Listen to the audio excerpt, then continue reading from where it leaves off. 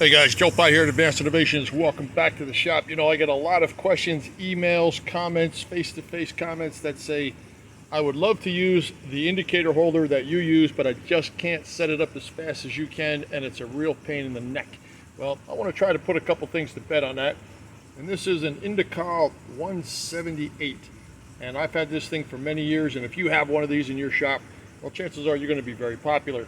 You know, as far as one of these indicator holders is concerned, if you care to make one and you make one that is a ring that fits the nose of your machine, well, you've limited yourself to its application, because if you ever have a drill chuck or a boring head or any other tool in your spindle bigger than that diameter, you're not going to be able to use that. So make a frisbee out of it, or do yourself a favor, go make one like this, because this is just as easy to make.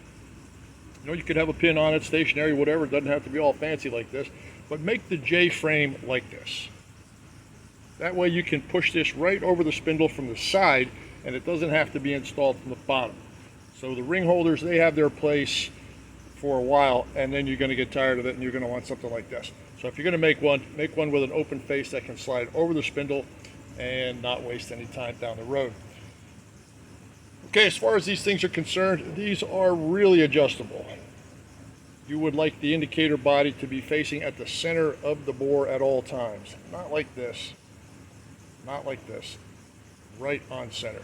I'm going to snap this onto a tripod. I'm going to put this on the machine, and I'm going to show you just how fast this can be to line up. And a general tip for indicating a round part, ID or OD. On the mill. Let's take a look.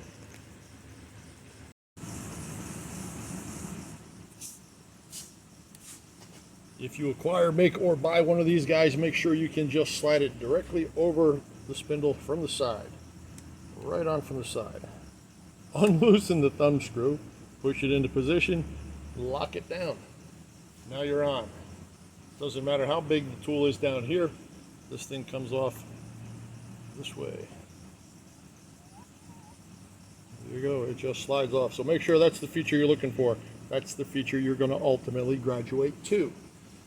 Now let's talk about lining it up on the part itself, which is down there. Let me reposition the camera, we'll get a better look. Camera's positioned in front of the machine where the operator would stand. I am looking directly down the y-axis. That is the left of the machine, this is the right of the machine. When I set an Indecal or I sweep a diameter, the very first thing I do is make sure that I am close to that diameter, concentric wise. Bring the indicator down, get close to the diameter that you want to check. Don't worry about anything else at this point, because it's going to spin concentric no matter how well it's aligned. Take a good look at the tip.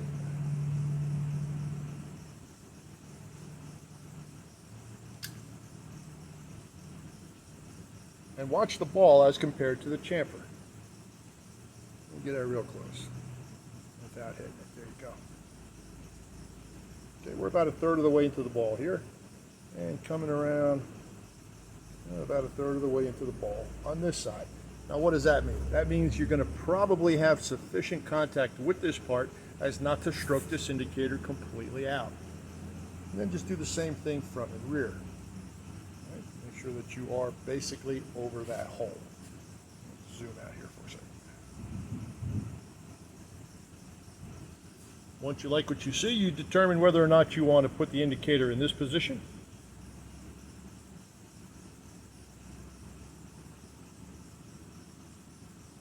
or this position.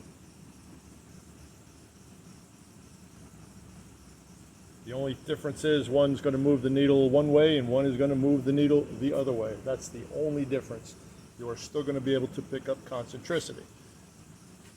The other thing that you need to worry about is the indicator body is not dragging the needle or pushing the needle. Okay, I'm going to set this up for what I call pushing the needle. I'm going to move it off center. Actually, this is dragging the needle. These are the 4 points I want to indicate, the red dots, every 90 degrees. You can see the indicator body is skewed when the indicator tip hits that 90-degree part. This is what I call dragging the needle. You do not want to see this. Now let's move this over to the other side. You'll see what I mean by pushing the needle. Right now I'm scooping. As it comes around for the high side, the needle is leading the sweep. So there you go. This is pushing the needle.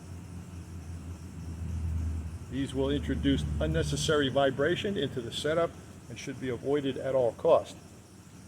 When this ball is in line with these 4 red marks, you want the body of this indicator in line as well. So just bump it until you like it. All right, that sounds like a Friday night, doesn't it? Bump it until you like it. Oh! Go. Head it to the back, the body straight. X and Y, everything lines up. Now if you think you're inside the boundary of that hole with that needle, get it down inside the part and make contact. See if I can do this without blocking the camera.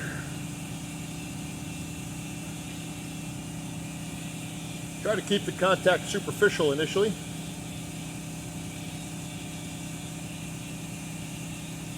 And give yourself room to be able to read the indicator.